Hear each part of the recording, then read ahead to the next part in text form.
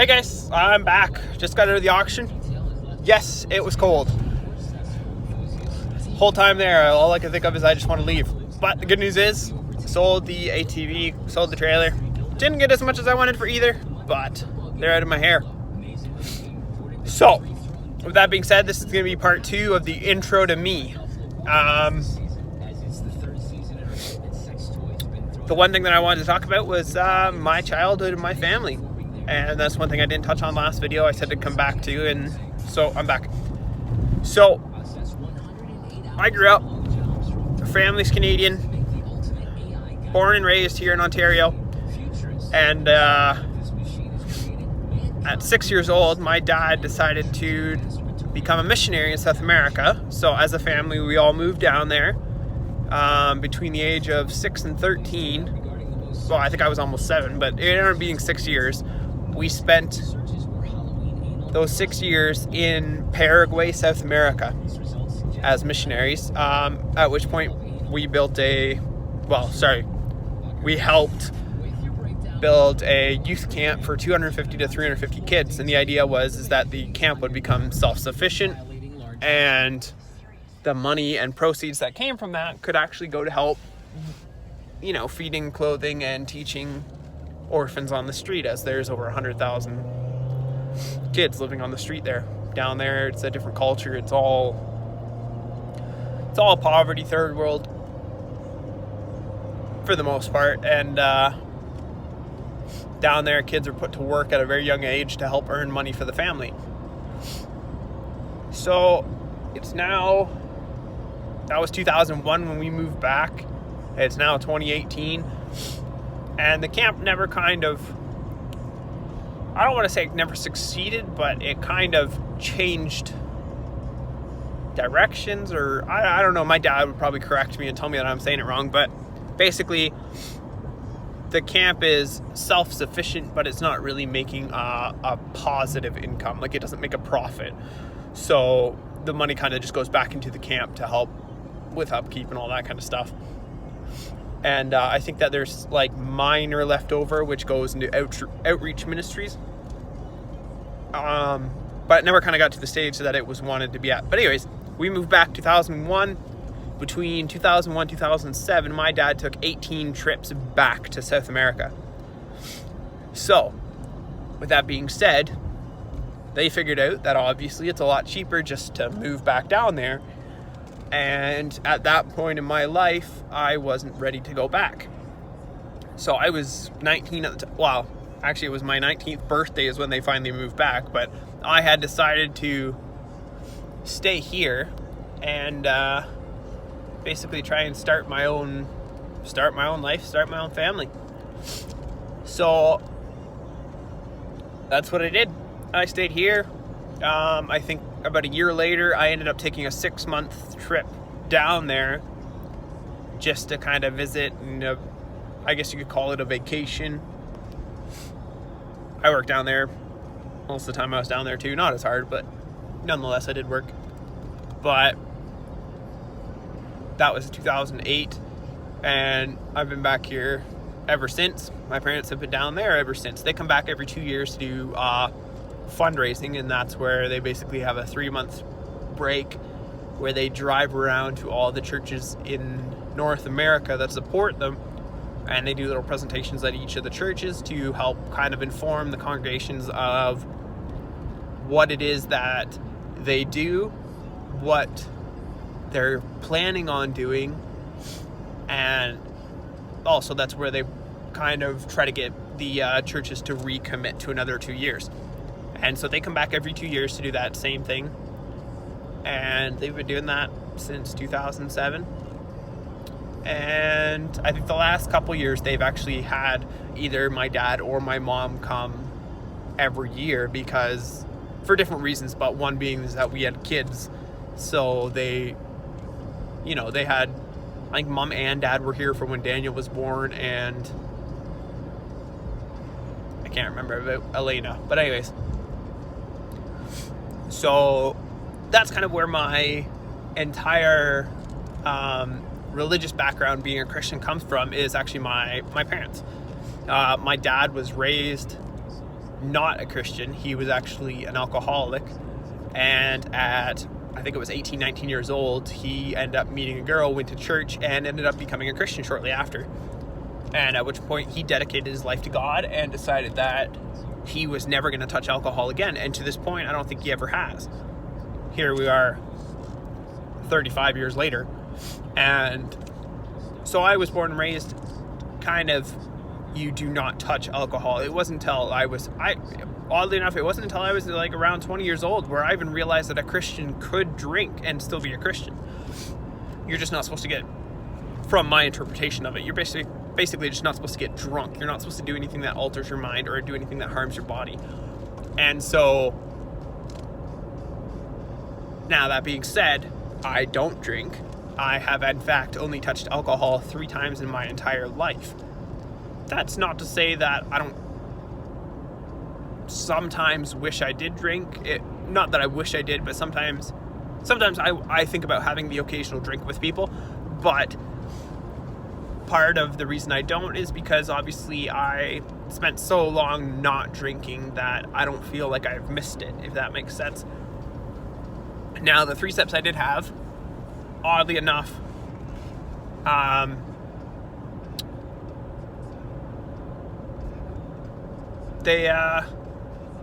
trying to think of what the first one was. Oh, yeah, sorry. So out of the 3 steps I did have, only one was intentional. Now, the first step I ever had, I was actually in South America, in Paraguay. I think I was 8 or 9 years old, and the neighbor, who was an alcoholic, he actually would have, a big 1.5 liter bottle of beer every night. And so the one day he gave me the bottle and said, if you take this back to the store, you can have the last little bit of beer in it. So of course, being 8, 9 years old, I was curious about everything. I was like, yeah. So I chugged that last sip or 2 of beer and ran to the store. And before I even got back to the store, which was about a block away, I ended up puking up all over. And kind of from that point on, realized I didn't like the taste of it. Now, my second time, a little bit different story. I was actually roofing with my boss, who was my youth pastor at the time, and my cousin, who worked with us, also Christian. And the funny thing is, we finished the roof, and the guy offered us a Thornberry cider. Now, we have a local distillery here in Thornberry that makes Thornberry cider, which is basically an apple beer. Sorry, maybe I'm wrong. I don't know. That's what I thought it was. But anyways, at the time, I did not know this. I was 20 years old, had never consumed alcohol. I don't even know all the proper terminology for alcohol at this point. And so when he says, hey, do you want a Thornberry cider? Me and my boss and my cousin automatically assumed apple cider. And boy, were we wrong. He brings out these clear bottles, says Thornberry cider on it, and none of us really paid quick attention to it. I looked at my boss, he chugged back. I was like, oh, okay, I guess it's good then, because I was kind of skeptic. And so I took half a mouthful, and as soon as I swallowed that half a mouthful, I realized this was alcohol. My cousin, knowing what it was, tipped it up to his mouth, kept his lips closed, and kind of put it back down, make it look like he was drinking, but obviously didn't drink anything. Well, my boss, he must have drank half the bottle before it finally registered with his taste buds that it was actually alcohol.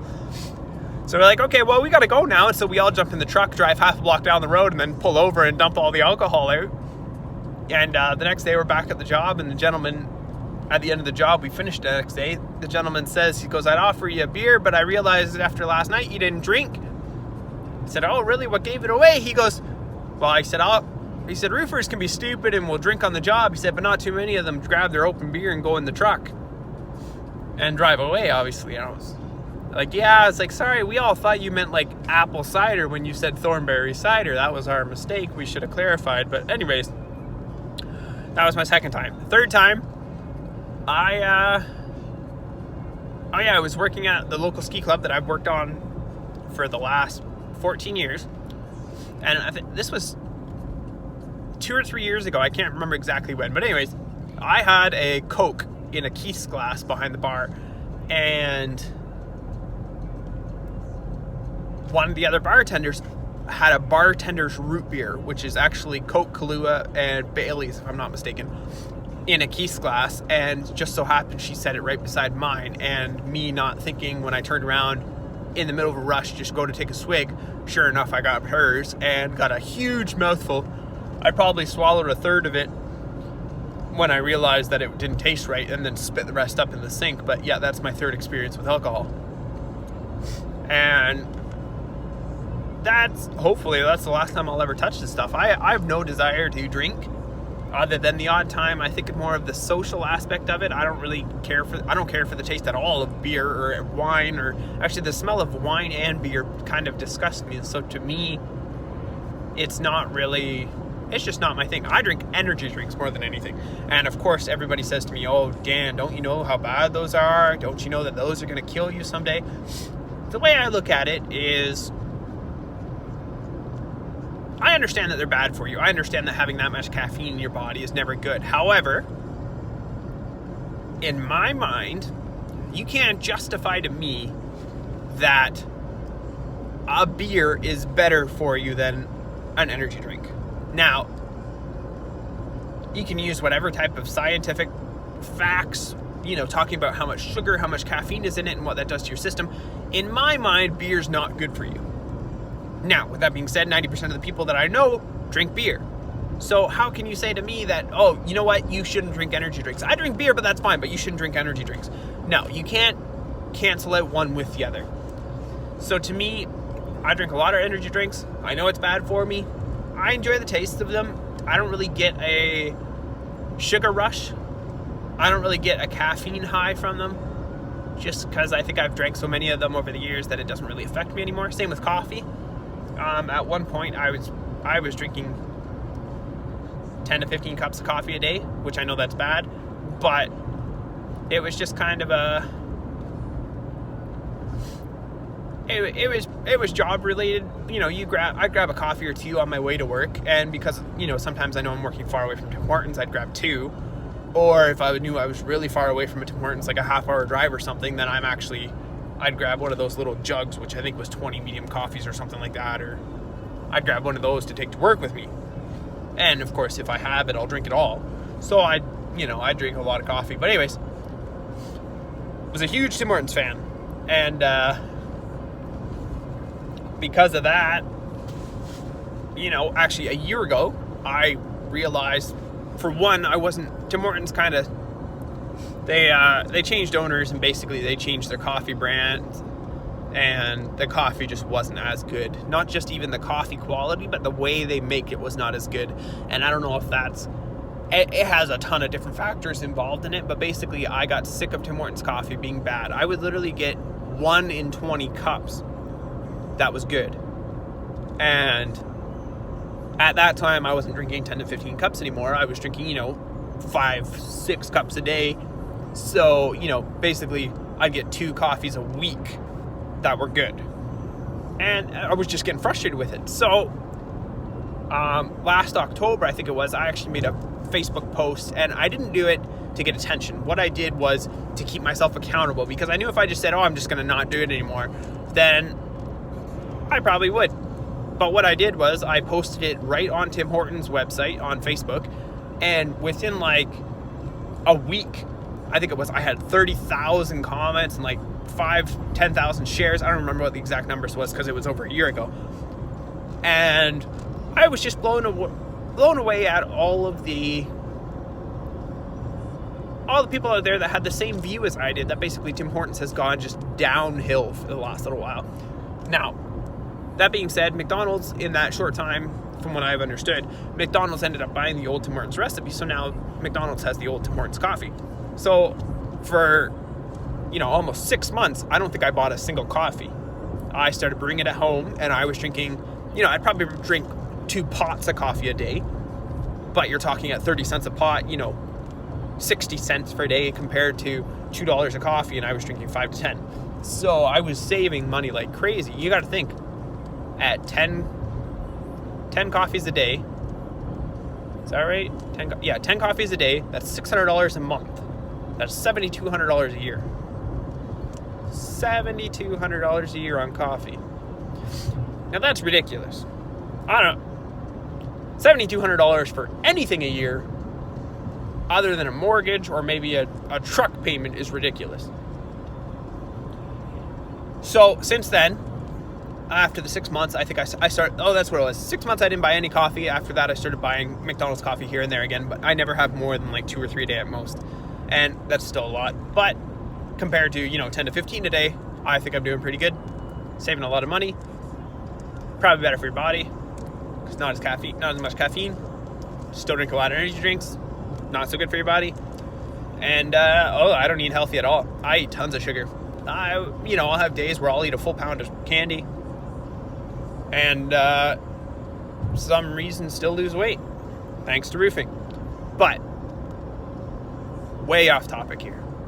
I was talking about family. Yes. So, family is in Paraguay. I live here. Married, 2 kids. We all live here.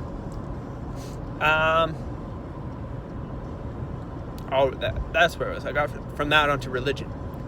So then, yeah, I don't know where to go from here. I think I'm going to end that now.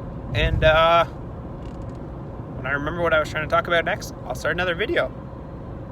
Peace.